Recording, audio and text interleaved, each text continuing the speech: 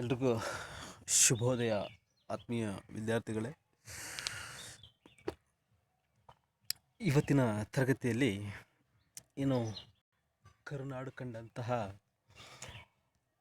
ರಾಷ್ಟ್ರಕವಿ, ಎರಡನೇ ರಾಷ್ಟ್ರಕವಿ, ರಸಋಷಿ,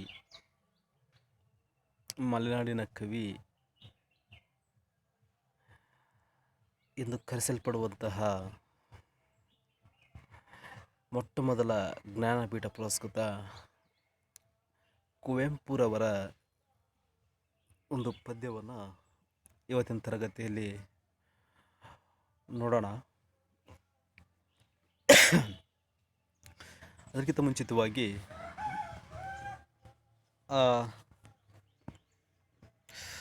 ಹಸಿರು ಎನ್ನುವಂತಹ ಪದ್ಯಪಾಠ ನೋಡೋಕ್ಕಿಂತ ಮುಂಚಿತವಾಗಿ ಕುವೆಂಪುರವರ ಕೃತಿಕಾರರ ಪರಿಚಯ, ಆಶಯ ಭಾವ, ಪ್ರವೇಶ, ಪದಗಳ ಅರ್ಥ ನೋಡಿಕೊಂಡು ಪದ್ಯಕ್ಕೆ ಅಡಿ ಇಡೋಣ. ಮೊದಲನೇದಾಗಿ ಹಾಗಾದರೆ ಕೃತಿಕಾರರ ಪರಿಚಯವನ್ನು ನೋಡ್ತಾ ಹೋಗೋಣ.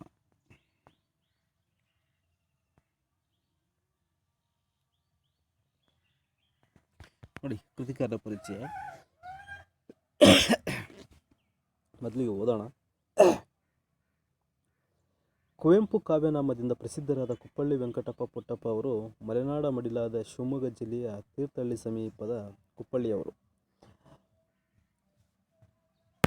ಜನನ 1904 ಡಿಸೆಂಬರ್ 29. ಮಹಾರಾಜ ಕಾಲೇಜಿನ ಪ್ರಾಧ್ಯಾಪಕರಾಗಿ, ಪ್ರಿನ್ಸಿಪಾಲರಾಗಿ, ಮೈಸೂರು ವಿಶ್ವವಿದ್ಯಾನಿಲಯದ ಕುಲಪತಿಗಳಾಗಿ ನಿವೃತ್ತರಾದರು. ಆಧುನಿಕ ಕನ್ನಡ ಸಾಹಿತ್ಯದ ಕವಿಗಳಲ್ಲಿ ಅಗ್ರಗಣ್ಯರಾದ ಕುವೆಂಪು ಅವರು ಕನ್ನಡ ಸಾಹಿತ್ಯದ ಎಲ್ಲ ಪ್ರಕಾರಗಳಲ್ಲಿಯೂ ಕೃತಿ ರಚಿಸಿದ್ದಾರೆ. ಕೊಳಲು, ಪಾಂಚಜನ್ಯ, ಪ್ರೇಮ ಕಾಶ್ಮೀರ, ಪಕ್ಷಿಕಾಶಿ ಕವನ ಸಂಕಲನಗಳು ಅಂಡರ್ಲೈನ್, ನನ್ನ ದೇವರು ಮತ್ತು ಇತರ ಕಥೆಗಳು, ಸನ್ಯಾಸಿ ಮತ್ತು ಇತರ ಕಥೆಗಳು ಕಥಾ ಸಂಕಲನಗಳು ಅಂಡರ್ಲೈನ್, ಕಾನೂರು ಹೆಗ್ಗಡತಿ, ಮಲೆಗಳಲ್ಲಿ ಮದುಮಗಳು ಕಾದಂಬರಿಗಳು, ತಪೋನಂದನ ರಸೋವೈಸ ವಿಮರ್ಶಾ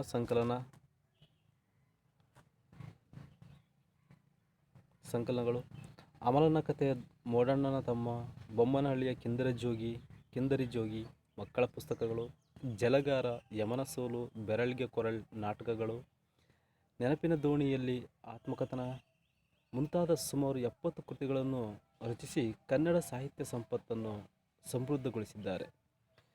ಶ್ರೀ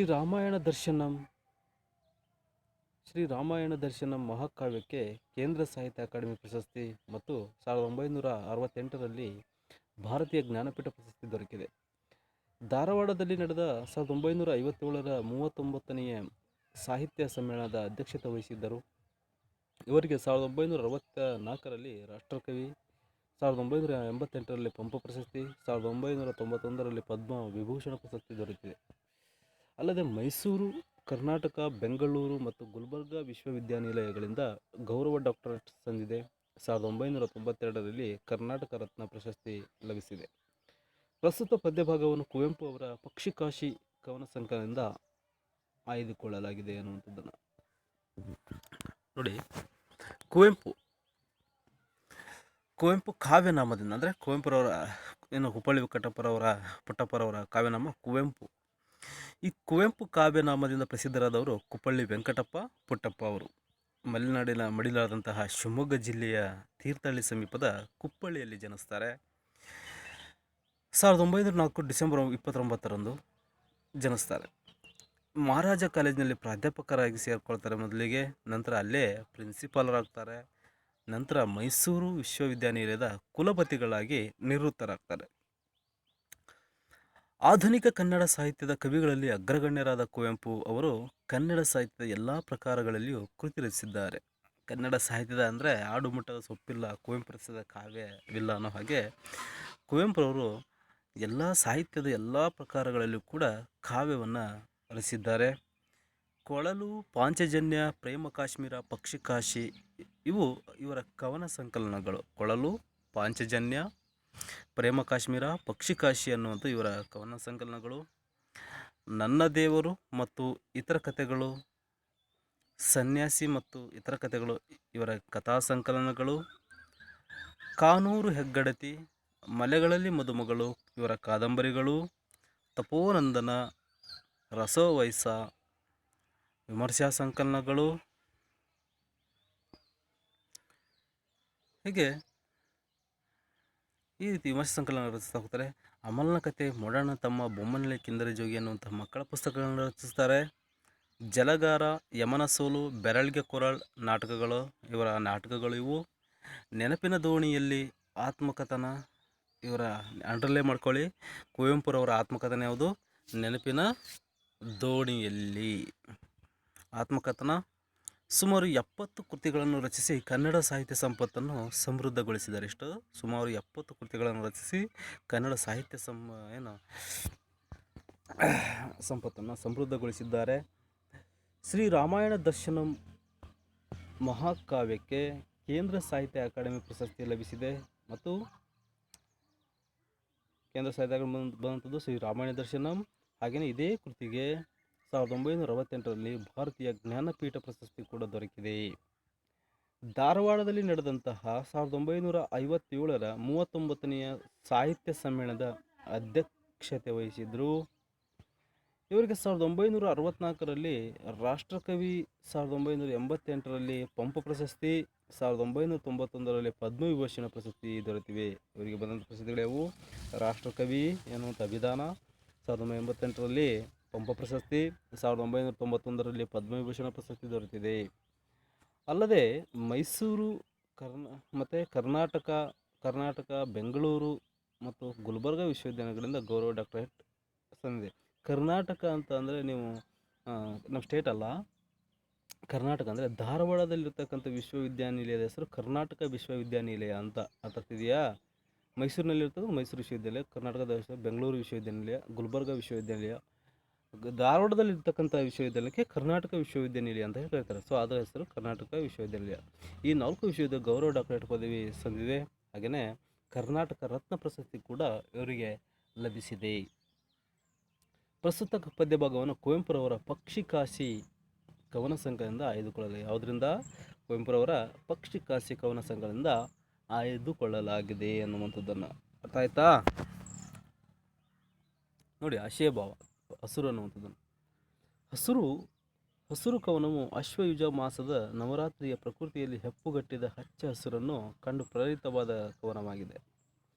ಇದು ಕುವೆಂಪು ಅವರ ಸ್ಥಳವಾದ ಮಲೆನಾಡಿನ ಕುಪ್ಪಳ್ಳಿಯ ಕವಿಶೈಲದಲ್ಲಿ ಅವರಿಗುಂಟಾದ ಸೌಂದರ್ಯ ಅನುಭವ, ಪ್ರಕೃತಿ, ಅಲ್ಲಿಯ ಹಸುರುಗಳೊಂದಿಗೆ ಕುವೆಂಪು ಹೊಂದಿದ್ದ ಸಮೀಪ ಸಂಬಂಧವನ್ನು ತೋರಿಸುತ್ತದೆ. ಸಸ್ಯ ಸಮೃದ್ಧಿಯ ಹಸುರೇ ಆಗಸ, ಮುಗಿಲು, ಗದ್ದೆ, ಬಯಲು, ಸಂಜೆ, ಹೂಗಂಪು, ಹಕ್ಕಿಯ ದನಿ ಕಡಲಿನವರೆಗೂ ವ್ಯಾಪಿಸುವ ಮಟ್ಟಿಗೆ ಕವಿ ಹಸುರಿನಲ್ಲಿ ತಲ್ಲೀನರಾಗಿರುವುದನ್ನು ಈ ಕವನದ ಮುಖಾಂತರ ಗುರುತಿಸಬಹುದಾಗಿದೆ.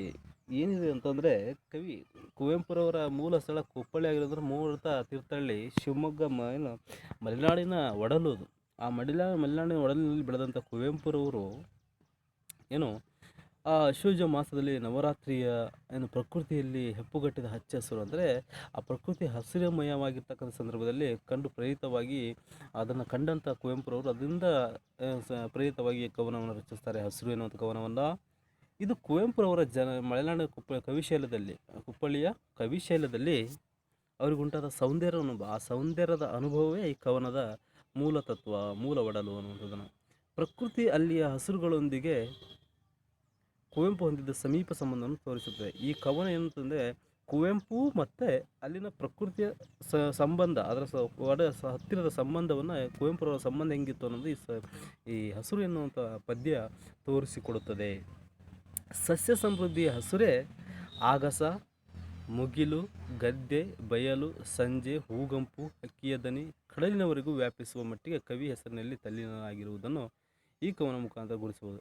ಇಲ್ಲಿ ಸಸ್ಯ ಸಮೃದ್ಧಿಯ ಹಸುರು ಅನ್ನುವಂಥದ್ದು ಆಗಸದವರೆಗೂ, ಮುಗಿಲಿನವರೆಗೂ, ಗದ್ದೆಯವರೆಗೂ, ಬಯಲಿನವರೆಗೂ, ಸಂಜೆ ಹೂಗಂಪಿನವರೆಗೂ, ಹಕ್ಕಿಯ ದನಿಯಲ್ಲಿ ಮತ್ತು ಕಡಲಿನವರೆಗೂ ವ್ಯಾಪಿಸುವ ಮಟ್ಟಿಗೆ ಹಸಿರು ಪದ್ಯ ತಲ್ಲೀನವಾಗಿರುವುದನ್ನು ಈ ಕವನ ಮುಖಾಂತರ ಗುರುತಿಸಬಹುದಾಗಿದೆ ಅನ್ನುವಂಥದ್ದನ್ನು ನಾವಿಲ್ಲಿ ನೋಡ್ತಾ ಹೋಗ್ಬೋದು ಅನ್ನುವಂಥದ್ದನ್ನು. ಅರ್ಥ ಆಗ್ತಿದೆಯಾ? ನೋಡಿ, ಆಶ್ವೀಜ ಅಂದರೆ ಚೈತ್ರದಿಂದ 7ನೇ ಮಾಸ ಅಂದರೆ ಅಶ್ವಯುಜ ಮಾಸ ಅಂತ. ಇಳೆ ಅಂದರೆ ಭೂಮಿ, ಎಲರ್ ಅಂದರೆ ಗಾಳಿ, ಕೊನೆ ಅಂದರೆ ಗೊನೆ, ತತ್ಸಮ ತದ್ಭವ, ಕೊನೆ ಗೊನೆ. ತಿರೆ ಅಂದರೆ ಭೂಮಿ, ನವಧಾತ್ರಿ ಅಂದರೆ ಹೊಸದಾಗಿ ಕಾಣುವ ಭೂಮಿ. ನವ ಅಂದರೆ ಹೊಸ, ಧಾತ್ರಿ ಅಂದರೆ ಭೂಮಿ. ನವಧಾತ್ರಿ ಅಂದರೆ ಹೊಸದಾಗಿ ಕಾಣುವ ಭೂಮಿ. ಮಕಮಲ್ಲು ನಯವಾದ ಬಟ್ಟೆ ಅಂದರೆ ಹುಲ್ಲಿನ ಮಕಮಲ್ಲು, ಹುಲ್ಲು ಹಾಸೋದು. ಅಂದರೆ ಈ ಫಾರಂ ಕರ್ಕೆ ನಾವೆಲ್ಲ ಟೂರಿಸಮ್ ಹೋದಾಗ ಹಂಪಿ ಗಿಂಪಿ ಎಲ್ಲ ಮೈಸೂರು ಗಿನ್ಸು ಎಲ್ಲ ನೆಲಕ್ಕೆಲ್ಲ ಹಾಸೆ ಗೊತ್ತಾ, ಆ ಹುಲ್ಲು, ಆ ಹುಲ್ಲಿನ ರೀತಿಯಲ್ಲಿ ವರ್ಣಿಸ್ತಾರೆ ಕವಿಯಲ್ಲಿ ಪದ್ಯದಲ್ಲಿ. ವನದಿ ಅಂದರೆ ಸಮುದ್ರ, ಹಸುರಿನ ಸಮುದ್ರ ಅಂತ. ವನದಿ ಅಂದ್ರೇನು? ಹಸಿರಿನ ಸಮುದ್ರ. ಶ್ಯಾಮಲ ಅಂದರೆ ಕಪ್ಪು ಅಥವಾ ನೀಲ ಅಂತ ಅರ್ಥ. ಶಾಲಿವನ ಅಂದರೆ ಭತ್ತದ ಗದ್ದೆ. ಶಾಲಿವನ ಅಂದ್ರೇನು? ಭತ್ತದ ಗದ್ದೆ. ಹೊಸ ಪಚ್ಚೆ, ಹೊಸ ಪಚ್ಚೆ ಅಂದ್ರೇನು? ಹೊಸ ಹಸಿರು, ಎಳೆಯ ಚಿಗುರು. ಪಚ್ಚೆ ಅಂದ್ರೇನು? ಎಳೆ ಚಿಗುರು ಅಂತ. ಪಾಚಿ ಅಂತ ಕರಿತಾ ಗೊತ್ತಾ, ಪಚ್ಚಿ ಪಾಚಿ ಕಟ್ಟಿಗೆ ಅಂತ ನೋಡ್ರಿ ಅಂತ ಹೇಳ್ತಾ ಗೊತ್ತಾ, ಮಳೆ ಜಾಸ್ತಿ ಬಂದು ಸೊ ಅದಕ್ಕೆ ಹೊಸ ಪಚ್ಚಿ ಅಂತ ಕರಿತಾ ಹೋಗ್ತೇವೆ. ನೋಡಿ, ಬಹುತೇಕ ವಿಮರ್ಶಕರು ಕುವೆಂಪುರವರ ಪಕ್ಷಿಕಾಶಿಯನ್ನು ಅವರ ಪ್ರಕೃತಿ ಗೀತೆಗಳ ಪ್ರಾತಿನಿಧಿಕ ಸಂಕಲನವೆಂದೇ ಗುರುತಿಸಿದ್ದಾರೆ. ಕವಿ ಪ್ರಜ್ಞೆಗೆ ಪ್ರಕೃತಿ ಒಲುಮೆಯೇ ಮುಕ್ತಿಯಾನಂದ ಸಾಧನೆಯಾಗುತ್ತದೆ. ಕುವೆಂಪು ಅವರ ಚಿಂತನೆಗೆ ಅನುಗುಣವಾಗಿವೆ ಪಕ್ಷಿಕಾಶಿಯ ಪದ್ಯಗಳು. ಅದರಲ್ಲಿ ಒಂದು ಹಸಿರು ಎಂಬ ಈ ಕವಿತೆಯ ಕುವೆಂಪು ಅವರ ಪ್ರಕೃತಿ ತನ್ಮಯತೆಗೂ ಕವಿ ಮತ್ತು ಪ್ರಕೃತಿ ಒಂದಾಗುವ ಅವರ ಕಾವ್ಯದ ಅದ್ವೈತ ಸ್ಥಿತಿಗೂ ಸಮರ್ಥ ನಿದರ್ಶನವಾಗಿದೆ ಅನ್ನುವಂಥದ್ದನ್ನು ಬಹುತೇಕ ವಿಮರ್ಶಕರು ಕುವೆಂಪುರವರ ಪಕ್ಷಿಕಾಶಿಯನ್ನು ಅವರ ಪ್ರಕೃತಿ ಗೀತೆಗಳ ಪ್ರಾತಿನಿಧಿಕ ಸಂಕಲನವೆಂದು ಗುರುತಿಸಿದ್ದಾರೆ. ಅಂದರೆ ಪ್ರಕೃತಿ ಗೀತೆ, ಪ್ರಕೃತಿ ಮುಖಾಂತರ ಪ್ರಕೃತಿಯ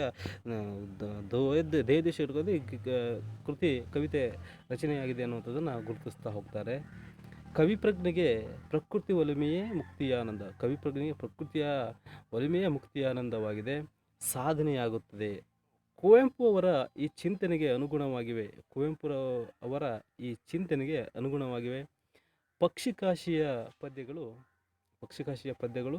ಅದರಲ್ಲಿ ಒಂದು ಹಸುರು ಎಂಬ ಈ ಕವಿತೆಯು ಕುವೆಂಪು ಅವರ ಪ್ರಕೃತಿ ತನ್ಮಯತೆಗೂ, ಅದರಗೂ ಈ ಹಸುರು ಎನ್ನುವಂಥ ಕವಿತೆ ಕುವೆಂಪುರವರ ಪ್ರಕೃತಿಯ ತನ್ಮಯತೆ, ಪ್ರಕೃತಿಯೊಳಗೆ ತಾವು ಸೇರಿಕೊಳ್ಳುವ ಇಚ್ಛೆ ಏನೋ ಅವರ ಮನೋಭಾವವನ್ನು ಈ ಕವಿ ಮತ್ತು ಪ್ರಕೃತಿ ಒಂದಾಗುವ, ಕವಿ ಮತ್ತು ಪ್ರಕೃತಿ ಒಂದಾಗುವ ಅವರ ಕಾವ್ಯದ ಅದ್ವೈತ ಅಂದರೆ ಎರಡೂ ಅಂತ ಅದ್ವೈತ ಸ್ಥಿತಿಗೂ ಈ ಸಮರ್ಥ ನಿದರ್ಶನವಾಗಿದೆ. ಹಸಿರು ಅನ್ನುವಂಥದ್ದು ಅವರ ಕವಿ ಮನಸ್ಸು ಹೆಂಗೆ ಪ್ರಕೃತಿಯಲ್ಲಿ ಸೇರಿ ಹೋಗಿತ್ತು ಅನ್ನುವಂಥದ್ದನ್ನು ಇದನ್ನು ನಿದರ್ಶನವಾಗಿದೆ ಅನ್ನುವಂಥದ್ದನ್ನು ಇಲ್ಲಿ ಹೇಳ್ತಾ ಹೋಗ್ತಾರೆ.